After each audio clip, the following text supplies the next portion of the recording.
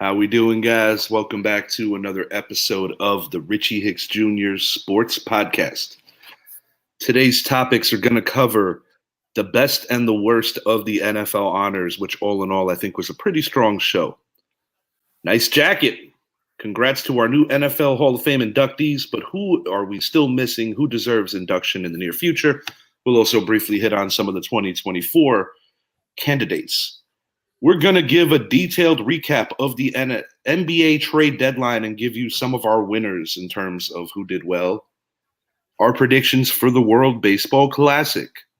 There's one particular team that I don't think anyone can stand up to, and I think that's not much of a bold statement. With that, I'm also going to hit towards the end of the show on 6 guys that I hope make the cut for the NFL Hall of Fame in the future.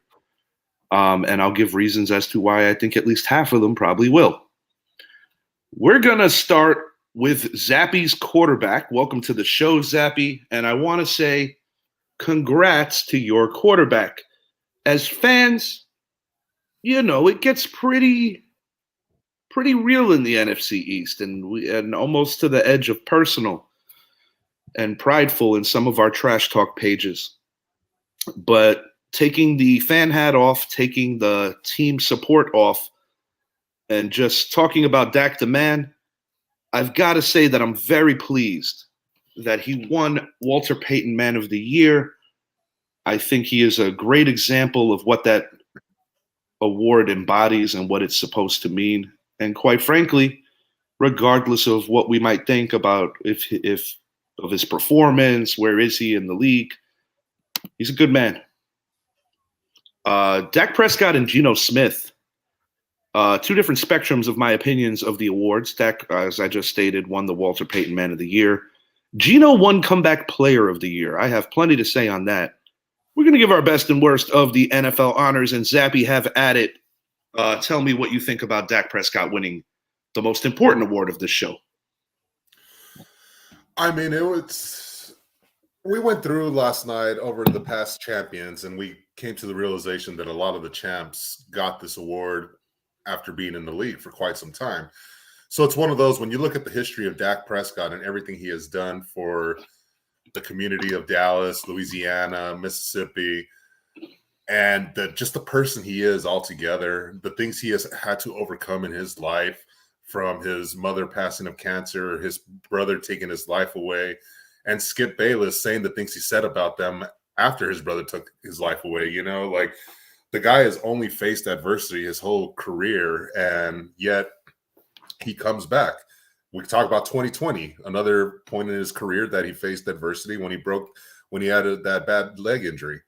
So, just watching him last night, watching the video they made for Dak to remind people of his story, and then listening to his speech, it brought tears to my eyes. And I haven't been this happy about an award in a long time. Of course, I was happy when Jason Witten got it. I know what he had to overcome as a child with an abusive father. But as far as Dak Prescott goes, he's a true professional, a true mentor, and definitely someone that you would want your child to look up to. And that's my son. He loves him to death.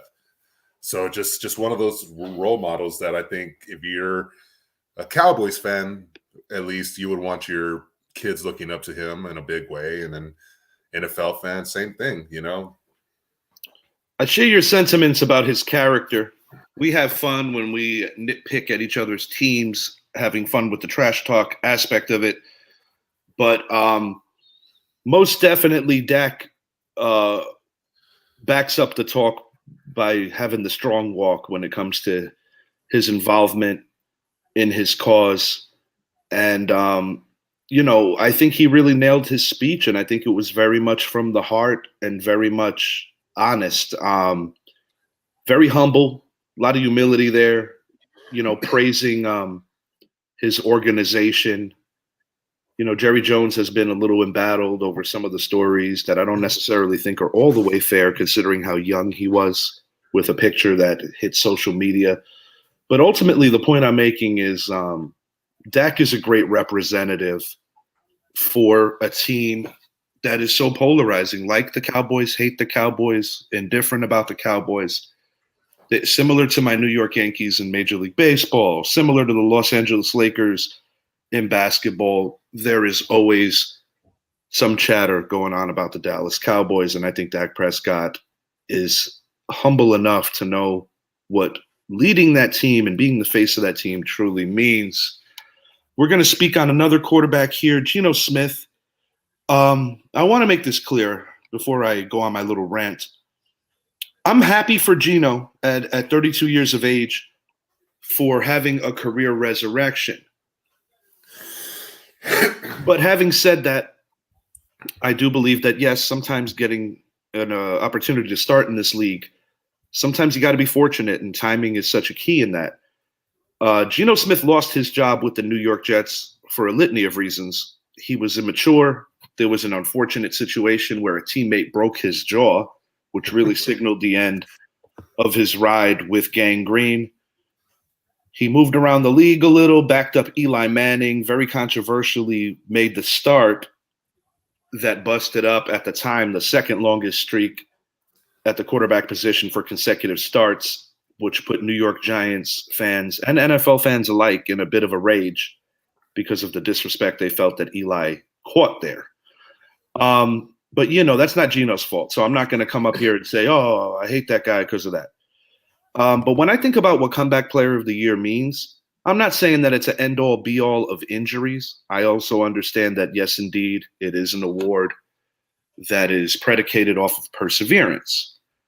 But when I look at the fact that two of the most talented running backs in this league, Christian McCaffrey, as well as Saquon Barkley, were marred with injuries, which stand out in years that touched this particular NFL season. I wouldn't have been upset if McCaffrey edged out Barkley because the numbers suggest that he could have, and he did. Barkley finished third.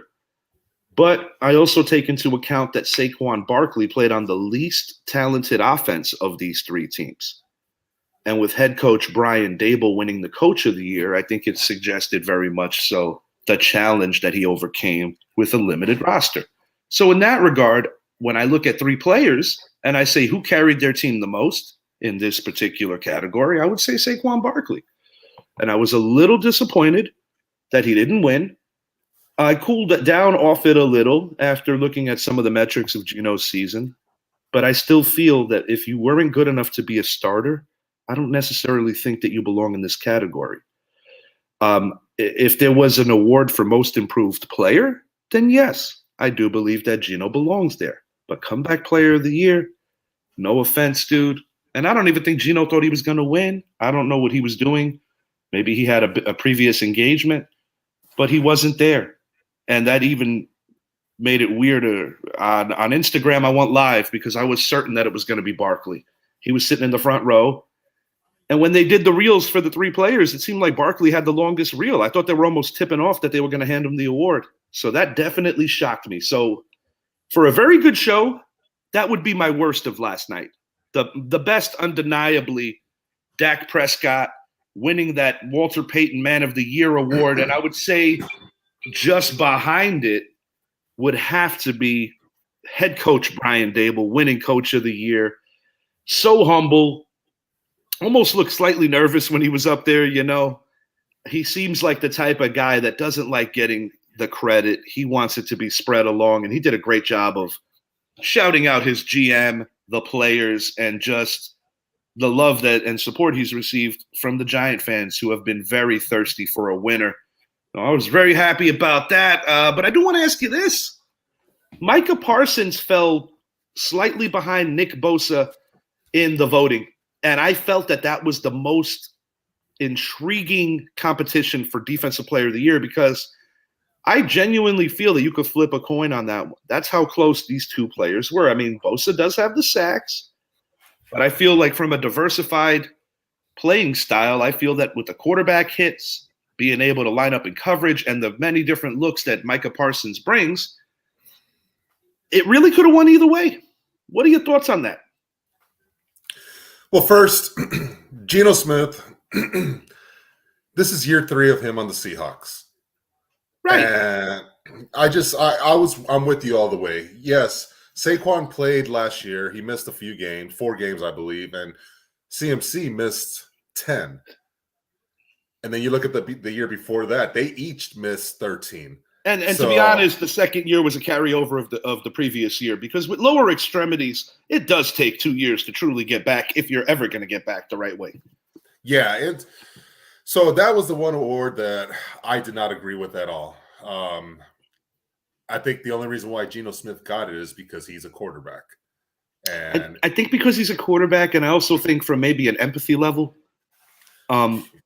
because his rise was so shocking, I think possibly the voters took into consideration that he might never be up for any kind of award that puts him at a Class A level in the NFL. I think it was almost like a lifetime achievement award, because don't get me wrong, the man faced adversity, and I don't have anything against Geno.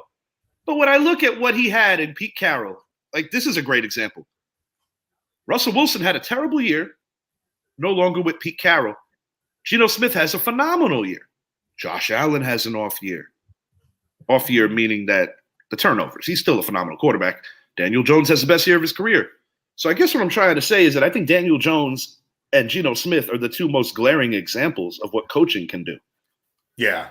And as far as the defensive side of things, obviously I wanted Micah to win. I thought he had the resume to win, because what this told me is they didn't look at the overall picture. He had no first place votes, while Hassan Reddick had 2. Well, Hassan Reddick was a little second in sacks. Chris Jones had 1 first place vote, but he had more sacks than Micah. So the guys that had first place votes had more sacks than Micah. But when you look at the grand scheme of things, he's an all-around defensive player. And I don't think they took in consideration the things he does, the things that don't show up on paper. So this, to me, was a numbers game. It was the sack guy that got it. And I get it, but I find it amazing that 2 years in a row, Micah Parsons finished in second place. And to me, I like it, because if there's one guy that gets motivated from this kind of stuff, it's Micah Parsons. So I can't wait to see what he brings year 3. And I hope Dallas hurries up and resigns him now. Get him early while you could get him a little cheaper, because he's going to demand quite the payday. And I want to give Micah a compliment. I view him as very mature for his age. One of my very good friends, Zach, actually played football with him when they were much younger. And he vouches for the kind of person that Micah is, just a class act through and through. And I'm going to give him a compliment on the level of saying that, he has so much more to go, and, injuries could happen. So you never know how far along his greatness will rise. That will only be determined by time. But what I will say is, in terms of his skill set and what he can bring, I know earlier on people wanted to compare Khalil Mack to a Lawrence Taylor. Early on, people wanted to compare a LeVar Arrington to a Lawrence Taylor, even a Jadeveon Clowney, who's never been able to really reach his peak.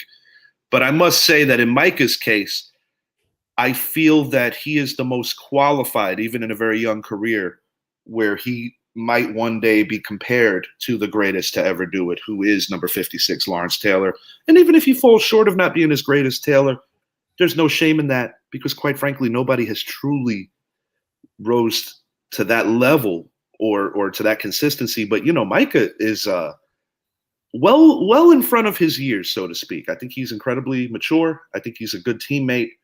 And overall, I think he's a good dude, man.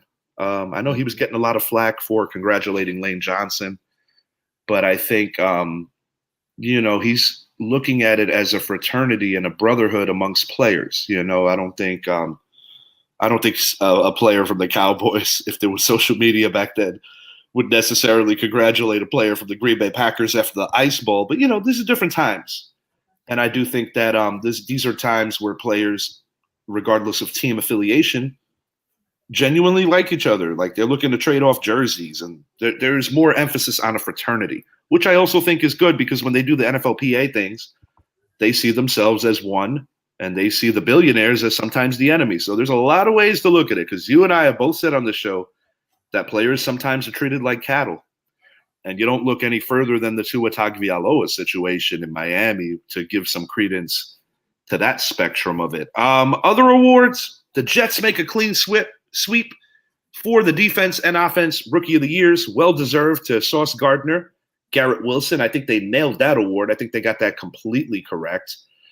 I was slightly surprised that Justin Jefferson won Offensive Player of the Year. I'm happy he did, but I had a feeling it was going to be Jalen Hurts. But looking at the metrics, I'm actually happy that Jefferson got the award. Yeah, it was. I think the Offensive Player of the Year, it just made the most sense. He's someone that we love seeing the ball in his hands, and he did make some incredible catches this year. Mm-hmm. Justin Jefferson was my pick to win that award, and I just don't think there was much of an argument to be had, because to me the MVP award is more a quarterback-driven award, unless if you're a running back or receiver that actually blows it up, goes for over 2,000 yards rushing, receiving, 20 receiving, rushing touchdowns, things like that. I think that award belongs to the quarterbacks. So yeah, all in all, I thought it was good. I also wanted to ask, what was your thoughts on the opening monologue? I did not see it, so I'd have to rewatch it. I'll be honest. I'll say this. What I enjoyed about Kelly Clarkson in the beginning of the show is that she hit on some good humor where I didn't think that she was going to have the audacity to slip it in. And it was kind of funny. Like she was saying, I'm not a football expert, but when I was a young girl, I remember the Dallas Cowboys playing well after round 2. And I just thought that maybe they signed something that they don't do that anymore. She says, and she says, don't anybody make fun of it, use this joke. I could get away with it because I'm a Cowboy fan. And then she said something along the lines of, I'm trying my best, and that's my extra point. Something that the Cowboys don't do. It was funny, dude. I thought she did a good job in a challenging situation, because that's not like a natural hosting for, a pop star to do, but I thought she did a great job. Zappy, I think you're frozen. He certainly is. That's a great shot of Zappy. Look how happy he is there. I'm going to give Zappy an opportunity to come back. He usually always does. In the meantime, I'm going to move it over to the Hall of Fame inductees while Zappy hopefully gets back on the show. We've got Rondé Barber. We've got Darrelle Revis. We've got Joe Thomas. We've got DeMarcus Ware, Chuck Halley, Joe Klecko, Ken Riley, and Don Coryell. I enjoyed this Hall of Fame class. I think Darrelle Revis, without question, Darrelle Revis is one of the greatest cover corners in the history of the league. And he did it for a long time with Gang Green, and he ultimately won a Super Bowl with the New England Patriots. Rondé Barber, super deserving. Zach Thomas, I was a little surprised, because even though I like Zach, I think there were other players that have been passed over. But, congrats to him. Joe Thomas, without question, a shining light on terrible Browns teams.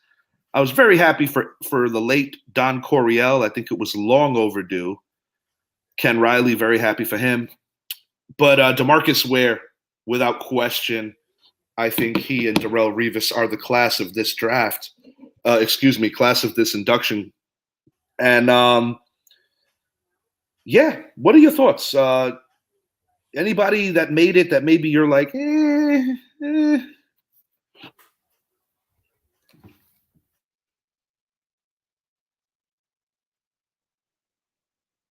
Looks like Zappy's having some internet issues, so I'm going to do my best to carry this until we get him back. I would say without question, DeMarcus Ware and Darrelle Revis were the class of this particular Pro Football Hall of Fame induction. I like the way that the show took the time out to celebrate these players. I thought it was a good look how other NFL legends introduced them. I was laughing a little when Jerry Jones was fumbling his words. But once I saw DeMarcus Ware embrace Jerry Jones, I thought that was pretty cool. It goes to show the owner Jerry Jones is and how much he loves his players and things like that. I missed a little what you were said. I'm having connectivity issues over here right now. Just to speed you up, Zappy, I was basically just saying how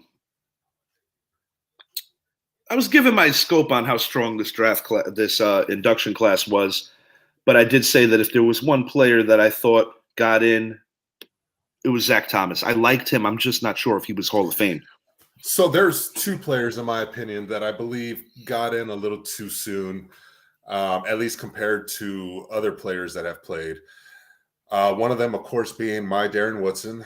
I think has been long overdue. And when I look at the careers of him and Rondé Barber side by side, they're both 3-time first-team All-Pros. They're both 5-time Pro Bowlers. Barber's got a 1-time Super Bowl champ, while Darren is a 3-time Super Bowl champ. I mean, from a statistical standpoint, obviously Barber's going to have more picks because he did play the cornerback position. But Darren Woodson still had a really good career of picking off the ball. Was a hair under 1,000 tackles for his career. I mean, this is a guy that has been snubbed year in and year out. And it's I just feel kind of weird. It's weird. I don't like how a Darrelle Revis or a Rondé Barber got put in before him. And considering when you look at the finalists for the defensive backs in this year's class, obviously Albert Lewis was the other one that got in. But other than that, they had 3 cornerbacks, no safety. Then I think a guy like Patrick Willis, who, if you're going to compare him and Zach Thomas, I think Patrick Willis was a more dominant linebacker. He blows them away, and I'm glad you mentioned him because when I made a little post on my podcast page for Facebook about a few guys that I want to get in, and Patrick Willis kind of slipped my mind, and maybe it's because subconsciously I just assumed that he's already in or is going to be in, but I'm sorry, no disrespect to Zach Thomas, but when you compare the two players, there's not really much to compare. Patrick Willis was just better, He was just better. I agree with you with Darren Woodson. You made the reference to Revis getting in first. I think Revis is getting in just on time, but the problem is Woodson should have already been in. I agree with you. I agree with you there. This is one glaring example of a guy that waited way too long. I'm going to give you one. Steve Atwater. The fact that man waited as long as he did is absurd to me.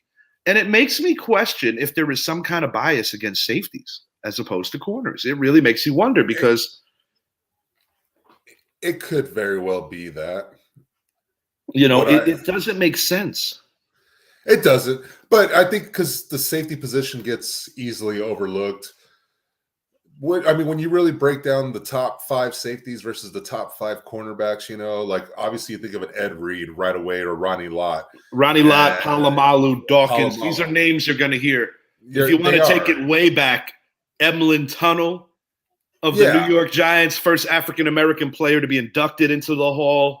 Idris's favorite player, Emlyn Tunnel, just based on his life. I didn't know that. But and then Darren Woodson is in that conversation. He's someone that always comes up. And then the other guy that I don't want to say it's long overdue, but I will say I think should have got in is Devin Hester. He was the best. He was the best at what he did. And this is another thing I wanted to throw at you. I feel like they undervalue special teams players. Ray Guy is in the Hall, to my knowledge. Rest in peace, Ray. And he should be. When I think about some of the greatest punters of all time, I'll throw a name at you, and I don't know offhand if he's in the Hall. Is Reggie Roby in the Hall? I got to look that up. No. But if he isn't, he should be. But anyway, to your point about Hester, one of the truly great return men of any and all eras. And if I feel that when it comes to specialists, when it comes to people like that, they overlook them. Like if we're talking modern day meaning like right now, Matthew Slater from the New England Patriots. He is the best at what he does. Kickers, Morton Anderson, Gary Anderson. These are 2 of the greatest kickers in NFL history. And when it's all you did and it's what you did, and when you take into account that they are so vital to teams winning and losing ball games, even though they might come on the field only for 4 to 6 plays, not including extra points. I'm talking more about field goal attempts. I do think it's sorely overlooked. And even a guy like an Adam Vinatieri, his percentages aren't on par with a Morton Anderson or Gary Anderson. But when you talk about pressure kicks, winning the Super Bowls, longevity as well. Longevity. No kicker is more decorated in the history of the Super Bowl than Adam Vinatieri. So, these are guys that I all believe deserve some consideration. And I'm going to give you a short little list here. You also Go ahead. No, I was going to say, as far as punters go, Ray Guy is, in fact, the only punter to be in the NFL Hall of Fame. Yes, I knew that was a fact. I just wasn't sure if maybe I closed my eyes and Roby got in. I remember Roby being very elite for a very long time. Another guy who was very elite for a very long time is Shane Leckler from the Raiders. You know, Yeah, so it makes you wonder. Draft class. Yeah, it makes you wonder, like what is it? Oh, you're just a kicker? I feel like putting on the Adam Sandler song, you know? I'm sorry. Anyone can be just a kicker. Obviously, some people can kick the ball a little further than others. But when you can direct the ball to go out of bounds inside the 5-yard line or even inside the 2-yard line, that is invaluable. It's very invaluable. That is a game-changing moment on every level. Washington Commanders have one of the best in the business right now that does that. Mm-hmm. You know, but these are 6 guys that I want to make the cut. And actually, I didn't list it here. You brought Patrick Willis to the table. I think that's easy. I think he checks all the boxes. That goes without saying. Of these guys right here, though, with the exception of Darren Woodson, who you already made a case for, I would say that the most deserving of these guys, even though it was only a 7-year career, is Sterling Sharp. And the reason I say that is because the numbers that he was putting up with mediocrity at the quarterback position prior to Brett Favre's arrival is amazing. He was literally on par with Jerry Rice since the man came into the league. I understand only 7 seasons. But when you look at the majority of what gets weighed, or at least what they tell you gets weighed, it's regular season numbers. It's not Super Bowls and all this other stuff. And I feel that a Terrell Davis getting in with a 7-year career, but a Sterling Sharp not getting in with a 7-year career is a little insulting. No knock on TD, but you can make a logical argument that from Sterling Shepard's rookie year until his final season in 1994, which was his best season, he was the second best receiver in the NFL, only to Jerry Rice. So he was elite from the beginning to the end for 7 consecutive years. Come on, guys. Do the right thing. Yeah, and looking at the list you have before you, it's crazy that not one running back was a finalist this year. Yeah. Now, as far as receivers go, Sterling was not a finalist this year. I know. You did have Reggie Wayne, Andre Johnson, and Torrey Holt on that list. And I'm going to say this very politely. Andre Johnson, yes, that's a check. He checks the boxes.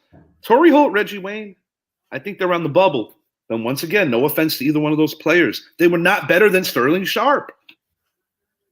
Yeah, it's going to be hard. I think Sterling, is going to be a moment where it's going to happen down the road if it happens. I just hope it happens when he's still alive. I'm not saying that he's in any danger of leaving the earth anytime soon. Knock on wood, because, life is so thin. I want him to get his roses. It's long overdue. I watched Shannon's speech when he got in years ago, and it hurts me that this man didn't get in. It also sucks that he didn't get to play his brother in the Super Bowl, because that's how it would have happened. Steven Jackson, Jamal Lewis, definitely guys on the bubble. But I unfortunately think, you made a point off air, that these guys fall victim to the other running backs that played in the era. CJ2K, Chris Johnson, another guy that when you look at the numbers might not be all the way good enough. But, I've seen other guys who, in my opinion, are in the Hall of Very Good get in. So it's kind of like a Zach Thomas, no offense. Jesse Armstead, he's an interesting one. Man down the middle linebacker position for the New York Football Giants during a transitional period where they were a very good defensive team but did not have all that good of a quarterback situation up until the arrival of Kerry Collins. In my opinion, you can make a case that Armstead may have been the best player on those Giant defenses, possibly even in 2000. I mean, between him and Strahan, you could flip a coin. Michael Strahan, of course, is a Hall of Famer. Interesting stat for Jesse Armstead. Tackles for loss, once it was a real stat in the NFL, he led the league in that category. And when you look at some of the other metrics before it was a stat, that could have been something that could have been a driving force to him. I'd like for some of these players to get re-examined for entry. I think all of the men on this list are deserving, some more than the others. But if I have to pick 3 off this list that I think will get in, I'm going to go Sterling Sharp. I'm going to go Darren Woodson. And to be honest, I think the other 4 are not going to get in no matter what I think. Yeah, and as I'm as I'm sitting here looking at the career statistics of the fallen receivers, Reggie Wayne, he's a top 10 all time in receiving yards. And I don't have anything against Reggie Wayne. I just think that he benefited immensely, similar to Torrey Holt, playing with the likes of a Peyton Manning when Marvin was the main dude.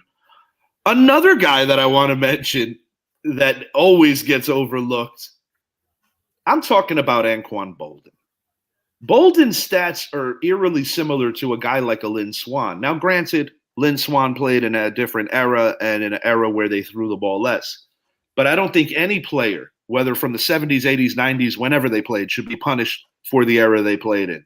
If they lined up like that along with their peers, that's what should be compared. It's funny you say Anquan because Anquan Boldin played 9 less games than Reggie Wayne. Yes, sir. Played a few more games than Torrey Holt, and statistically speaking, was right there with both of them as well. And respectfully, that's why I made the comment, like, I love Larry Fitzgerald. He was a great dude.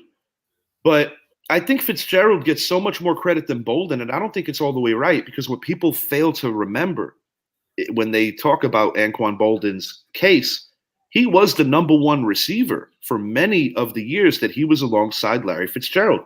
Fitzgerald, similar to a guy like a Art Monk, is going to get in or got in or whatever. The point is because of longevity.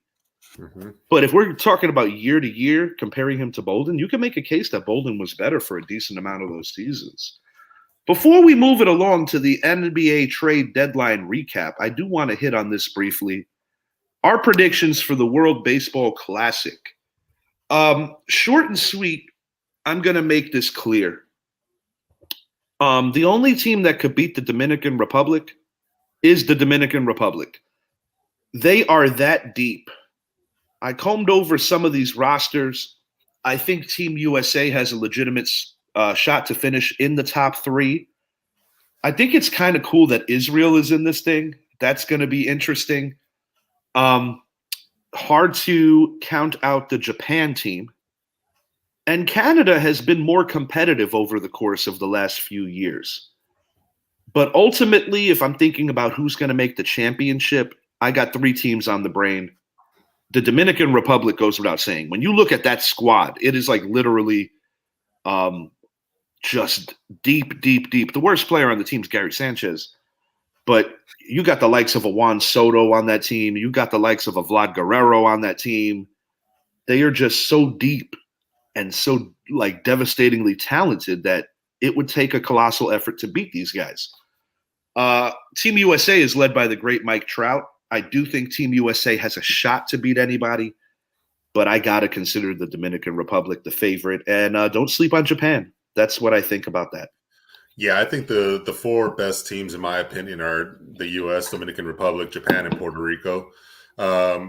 It's crazy, too, because the United States is actually a slight favorite over Dominican Republic to win the WBC. And I don't agree. And if I had to pick how and why, the only suggestion that I can make is that the USA might have the advantage on pitching. No, I don't think anybody has the advantage on the Dominican in terms of offense. Puerto Rico, I'm going to have them finishing 4th in this thing. I got Japan finishing 3rd. And I'm going to humbly say that our guys are going to lose to the Dominican team. I will, of course, will be rooting for the United States. And I will also be pulling for Puerto Rico. But I believe that in the end, the Dominican Republic is going to find a way to win this thing. And I'm going to have the U.S. finishing 2nd. USA. Yeah, it's tough. You can make a case that it's going to be Japan versus Dominican Republic, USA versus Dominican or Republic. Even Puerto Rico versus Dominican Republic. Puerto Rico and Venezuela, because they have a pretty good roster as well. Yes, I'm rooting for USA. Of course. I always do. But like you said, I don't think they have the roster to go toe-to-toe with the If the likes of USA Victor loses, Ball. I will naturally jump But on Puerto Rico as my second team that I hope makes it out to the finals.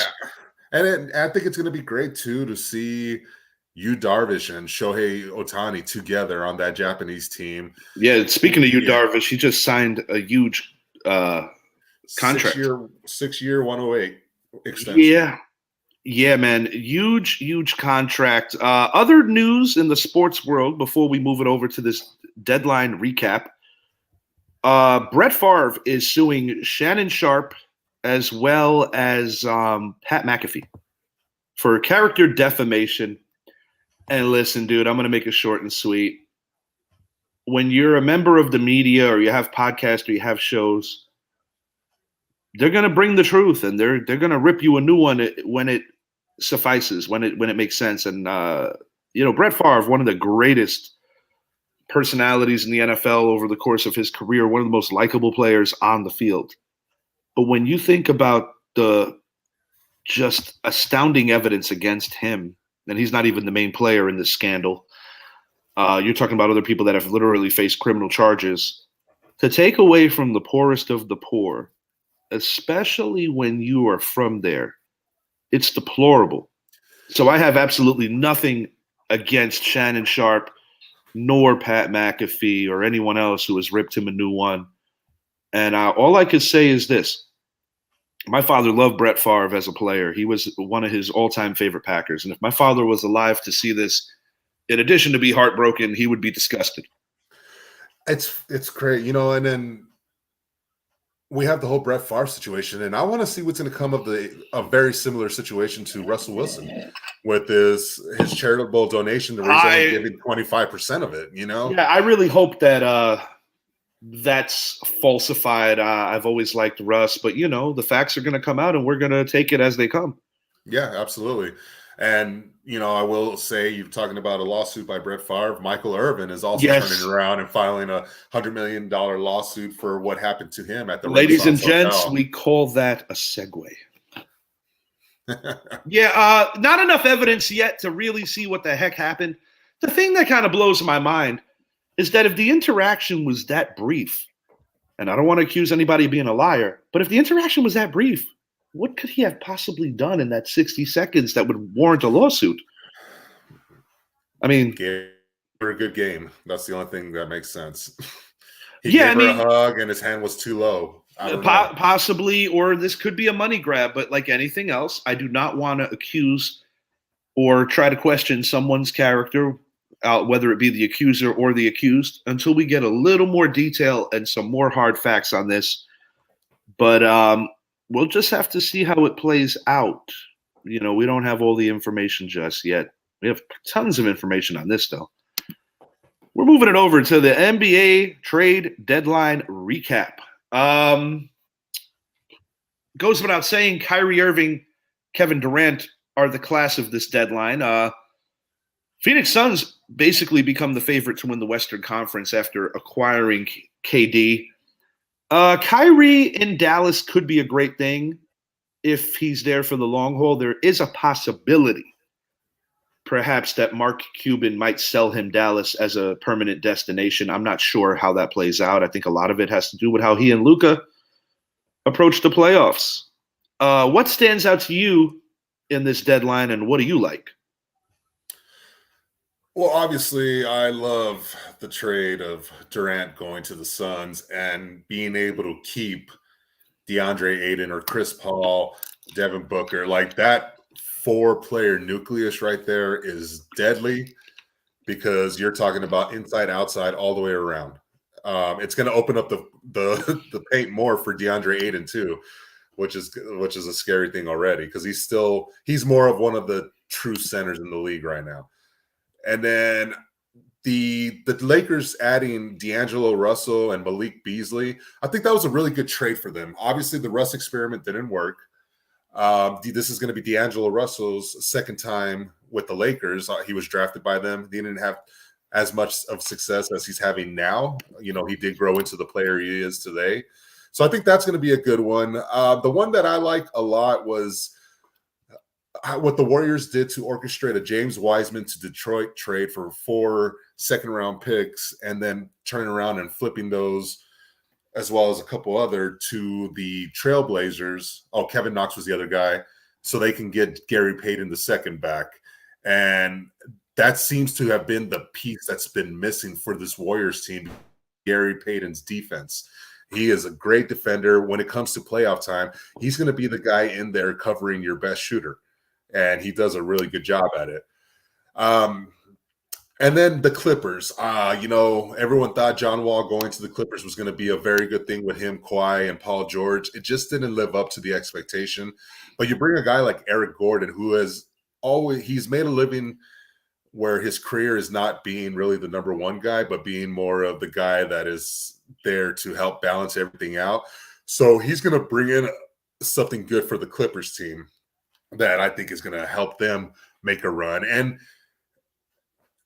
Ja Morant's statement, we're good in the West. It obviously woke up every Western Conference team that's in the playoff conversation right now, because everyone made moves. Everyone made moves to match the Grizzlies, because the Grizzlies are a good team, and Denver's a damn good team too. This is a team that didn't have Michael Porter Jr. or Jamal Murray last year in the playoffs versus the Warriors. So I still don't see Memphis outclassing the Suns or Dallas. No, it's just my vibe. And if the Warriors are able to get healthy enough in time, I've been saying this all season, I do think the Warriors will still be heard from. And the Gary Payton Jr. reacquisition, that is massive. I like what the Knicks did. I think the Knicks are getting better on defense. We didn't part with anyone that I don't think we could replace, or can't replace, rather. And I'm also happy that the Knicks didn't bite on bringing in Zach LaVine. I don't think he's what we need. If we were going to part with that amount of picks, I would have suggested doing it in the offseason, where we could have brought in a Donovan Mitchell to join Julius Randle and join a RJ Barrett and a Jalen Brunson. I mean, that's the difference between being a playoff team and being a championship team.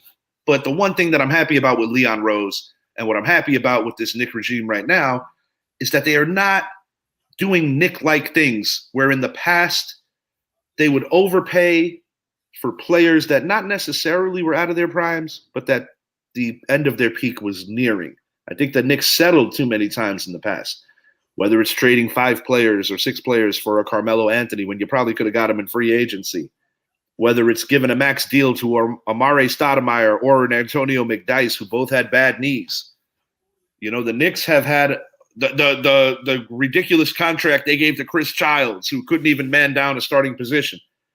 The Knicks have a bad history of making bad deals. Last time the Knicks had this kind of intelligence dealing with the moves, you got to go back to Ernie Grunfeld prior to Leon Rose. But I do think the Knicks are doing things better, and I am happy about that. Wow, you really took it back there. Hey, dude, it's been going on for a long time. I hit on like a good 15 to 18 years of Knicks fuckery with the sorry, there was no better word. Sometimes it applies. It was what it was. It is what it is. No, yeah, definitely. It's I think a lot of teams did a lot of good things. I even like Boston's trade. While it's not a big trade, they still went out there and got themselves a deadly shooter in Muscala from OKC. That's a guy that when he's hot, when he's behind the line, the 3-point line, 85 to 90% of the time it's going to go in. So, I think that was a really big addition for the Celtics. And here we go. We got 30 games left in the NBA season. Now the races are going to get tighter, and the West got stronger, unfortunately. That's the way I look at it. The West got stronger. Yeah, I must agree with you. Undeniably, that's kind of how I see it too. I think the West is going to be, like I said it on the Super Bowl shows, that back in the day, NFC title game was essentially your Super Bowl. And in the same realm, I feel that in the NBA, the Western Conference strength is just that much more than the East. And it's nothing new. I mean, even if you track it back to the Michael Jordan era, I got into a bit of a disagreement with a fellow Giant fan. This is taking it off topic, but just to give an example, like You know how on previous shows or even off air, I said that the great Michael Jordan, as great as he is, and yes, I do identify him as the best player ever, winning championships sometimes has to do with timing. And I said how Isaiah Thomas, Magic Johnson, Larry Bird got older. I had a guy arguing with me saying, "Oh, the 1991 Pistons were still elite." I was like, "They were? They were the 3 seed, 50 and 32." I said, "In what year in NBA history does 50 and 32 get you a 3 seed?" The Bulls were better, they were younger, they were more vibrant, and they figured them out after that. Not diluting what the Bulls did. I mean, they've proved that they were the team and they should have been the team. But the reason I make this analogy is because even back in that era, during the Michael Jordan era, Jordan was 6-0 against the West and validated how good the Bulls team was. But the West was the better conference for most of that time period as opposed to the East. And that really can't be disputed. It's just an honest fact because whenever it wasn't the Bulls, the West won the titles. So the Bulls were the grand exception of the East. And I'm not saying the East was bad. I'm just saying that the West was better. Yeah, there's no question. I will say the one thing I think, or the one team that I believe benefits a lot from Brooklyn trading away Kyrie and KD, I think is the New York Knicks. I think the Knicks are still within striking distance to finish in first in that division, but definitely second. And we've talked about it, about who do we think the Knicks would want to face in the first round as opposed, or even the second round. And, I think this is going to work in the Knicks' favor to get a more favorable matchup for them. I tend to agree with you there, Zappy. I very much subscribe to your reasonability on that. Personally, I'd prefer to play Philly. We seem to match up well with them. And when it comes to the upper echelon teams in the NBA, I would probably have to say that we match up a little better with the Boston Celtics as opposed to the Milwaukee Bucks. But neither one of those matchups would be deemed ideal. We're not quite there yet. But like I said, I am happy that the New York Knicks are doing things in a more responsible way these days. And even if the Knicks can get to a 4 or 5 seed and match up versus Cleveland, I think that's a very interesting matchup personally. And this is me. I'm not a fan of either team. This is me just giving my opinion on what I see every day. And I like what Cleveland does, but a lot of it, the lack of experience I believe is going to be something that haunts them this year. But, Donovan Mitchell, we've seen him in the playoffs put out some amazing numbers. One of it was the 2020 season where him and Jamal Murray were just going off versus each other. But I don't know.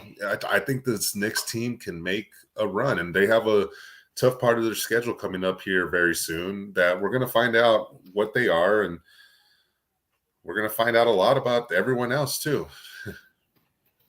I like the way you're looking at it. I tend to agree with pretty much every point you made.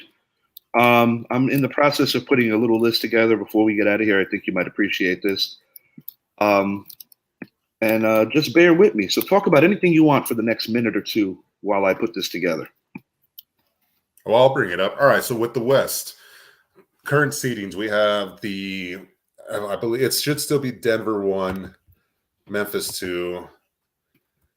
Do you think they finish as the 1-2 seed, or do you think the trade puts Phoenix to the 1 seed? Because I believe currently they are 8.5 or 6.5 games back, something like that. They're currently the 6th seed. I'll put it to you like this.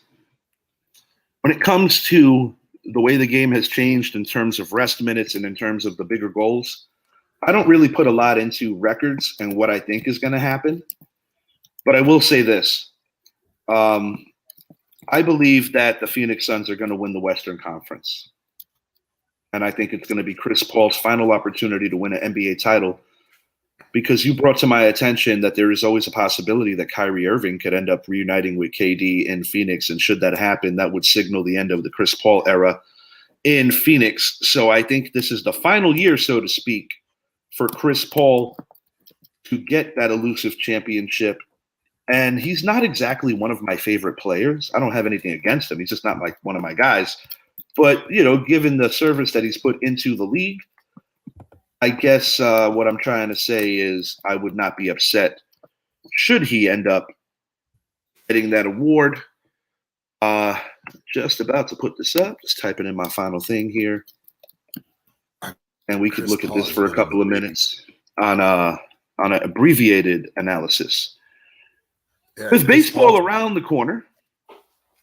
Keep talking about Chris Paul. You good? I'm just posting this No, up. no, I was going to say Chris Paul. He's been in the league since 2005, and it's just that's one player where you're like, all right, got to see him get one. It's He not had that his I don't. opportunity. It's not that I don't dislike him.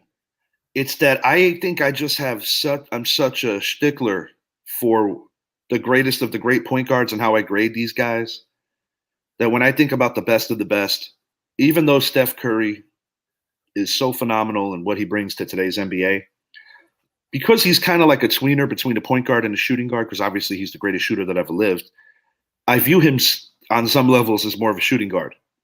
Plus, when I think about the intangibles that Magic Johnson brought, he will always be my number one point guard. They're different players, but I still view Magic as the greatest point guard ever. I am conceding that I'm okay at this point to giving Curry that number 2 spot. And then when you look at other guys, I have a hard time putting anybody ahead of Zeke, Isaiah Thomas at number 3. I mean, but it's always subjective. You got a lot of great ones. You got Bob Cousy from the 60s, who was an ultimate winner. You've got guys like Jason Kidd. I will be honest, I think I might put Jason Kidd ahead of Chris Paul as well. There are some great point guards that have played this game, but that's the beauty of it, man. It's so subjective. Oscar Robertson, bro. He's got to be in your top 5. He's definitely in mine. Check this out. My divisional picks for MLB way too early. Don't worry, guys. We're going to do detailed analysis on this. This is just my mood in the moment. Some of this might change. Spring training hasn't started yet. Injuries, yada, yada. In the AL, Zappy might be happy with my final wild card here. Oh, shoot. Yeah, I got the Yankees actually getting the 1 seed. I still got the Astros winning that division. I've got the Central with the Guardians at the 3. And my 3 wild cards are the Mariners, Blue Jays, and Rangers. The team that is making a rare absence here is actually the Tampa Bay Rays. I don't think the Tampa Bay Rays are going to be in the playoffs this year. Just thought you would be happy to see that. I'm also calling for a Cy Young campaign out of your new acquired player, Jacob deGrom. And I think the Yankees have a couple of players that could be in the mix. I'm talking about Nestor Cortez and Carlos Rodon. I think Garrett Cole's still going to be, in the mix for leading the league in strikeouts. But I don't think the pressure is going to be on him the way it has been in previous years. And I think that's going to be invaluable to my Yankees this year. We'll see how that plays.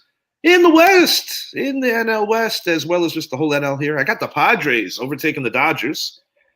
Got the NL East, the defending champions of the National League, the Phillies, winning that division this time. In the Central, no surprise to anyone, nor should it be, the Cardinals. And I got the Dodgers with wild card 1, and I'm going to say this, the Dodgers will probably have the second best record in baseball at wild card 1. I got the Braves at wild card 2, and I've got the Mets at wild card 3. Any of your thoughts on any of this? Here, let's go back here and then. So, American League, yeah, I can't disagree with the Yankees, Guardians, or Angels to be the division winners. You see what the Mariners did last year. We saw the birth of Julio Rodriguez as well. This Seattle team is going to be good for the next few years. And then we get into the final 2 spots. And I think it's going to be a race between the Blue Jays, the Rays, and the Rangers. And I'll even throw the White Sox in there to get a second team from the Central. Or the Twins, I'm sorry, not the White Sox. So I want to say, yes, I believe the Rangers can get in. But I believe Tampa Bay's pitching is better than the Rangers pitching. And for the Rangers, a lot's going to lie in the arm of Jacob deGrom. Can he stay healthy for a whole year? I believe he's going to be able to stay healthy more because of the weather factor. I think that's a huge reason why he came down to Texas. But for me, for Texas, is the big one is we still need a left fielder. And if they can go out there and land Brian Reynolds. That makes 2 of us in that predicament. Yeah, and Brian Reynolds is linked to the Rangers and he's linked to the Yankees. So, if one of us, I mean, obviously I want my Rangers to go out there and get them. We're not getting them. If the Rangers can get them. Right now. We're not getting them. Now, see, and if the Rangers, they have the farm system to get them. They have what the Pirates want. So, yeah, I like your list on the AL. The NL, I do have a few other differences. I believe the NL East is going to actually be won by the Braves. I think the NL. The NL East. The West, yeah, I have the Padres. The Cardinals, I believe, are going to win it again because the Brewers just keep trading away everybody. And the other teams just aren't there. Yeah, and then the Dodgers, I think, will be a wild card. And although they've lost players and they didn't really replace a Trey Turner with one of the elite shortstops that were out there, they still have a pretty deep lineup. I think the Phillies and Mets will round out the wild card, but I just think that the Braves are going to come back strong this year and take back that division. Yeah, and like I said, this is just scraping the surface. We're going to give, similar to what we did in the NFL, we're going to give detailed divisional previews for Major League Baseball to make sure that we really take the proper time to talk about the entire league. And we'll also hit on our potential MVP, Cy Young candidates, yada, yada. Before we get out of here, I just want to make one statement, and it pains me to say this. The Bruins are just too damn good. Barring some kind of strange miracle, I don't think anybody is stopping this team from winning the Stanley Cup. But, other contenders in the East, I would consider the Tampa Bay Lightning because they are always in the Stanley Cup finals, as well as my New York Rangers. I think we have the best goalie in all of hockey, but these Bruins are just so freaking good. Yeah, I mean, out west, I will pull for the Colorado Avalanche for reasons that I don't care to share on the show right now. One of my great friends going through a very difficult time right now, he and his wife, and they've been in my steady prayers. But until next time, he is Zappy. I am Richie. Thank you so much for watching our show today, and make sure to tune in on Sunday. We're going to be going live around 1 p.m. If anything changes with the start time, we will let you know. We are giving a detailed Super Bowl preview of the Philadelphia Eagles and the Kansas City Chiefs. Going to be a lot of fun, man. You got the brothers playing each other, the two Kelsey boys going head-to-head. Andy Reid, his former team, against his current team. He's the Eagles' all-time wins leader for coaching. Should he defeat them, he will become the Chiefs' all-time winning coach. That is a storyline to itself.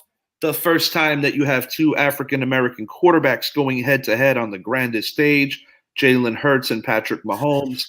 That is a very cool story as well. And, man, one of the better defensive lines in the AFC against, in my opinion, the absolute best offensive line in all of football. So you got storylines galore here. You have a Kansas City Chiefs team. We talked about Super Bowls. We talked about dynasties. They win this game, they are a dynasty. Don't forget about the fact that both of them are 14-win teams. Both of them number one seed. Both of them scored the exact same amount of points this year. Yeah, which is kind of a surprise because I think when you look at both rosters, I think Kansas City doing that this year more so than other years is actually quite the surprise because going into the year, if somebody asked this question, who's going to score the most points in the or basically just be there, Buffalo without question. A lot of people would say the Bengals, and I would think there might be a small percentage of people who would have said the Chargers because of the amazing offensive talents that are on that team. They're about to be. But as much as things change, things stay the same. The Eagles are a new visitor with a young quarterback, and Patrick Mahomes is proving that, yes, he's been taken for granted a little bit. No knock on Josh Allen, but, they were pushing that Josh Allen thing really hard. Joe Burrow is still one of the emerging guys, but Patrick Mahomes, until somebody proves me wrong, is still the best. 40-second mark, Zap. Anything you want to say before we get out of here? NHL playoffs are heating up. Go Stars, first in the West. You mentioned Boston. I say watch out for Carolina. I think that's a team that can catch them. They only have two more losses than the Bruins. We ended their season last year, and I must say, similar to the Vikings in football, I view Carolina as paper Tigers in the NHL. Watch out for my New York Rangers. I love the trade we made. I'm going to do something more detailed in the near future on that. We out.